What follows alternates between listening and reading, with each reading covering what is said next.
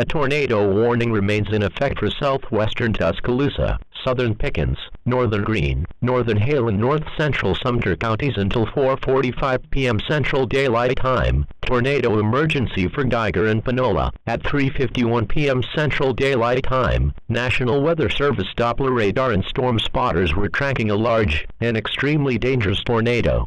This tornado was located near Panola, or 18 miles southwest of Aliceville, moving northeast at 55 miles per hour. The tornado will be near West Greene around 4 p.m. Central Daylight Time. West Greene around 4:05 p.m. Central Daylight Time. Mantua, BENEVOLA and Union around 4:20 p.m. Central Daylight Time.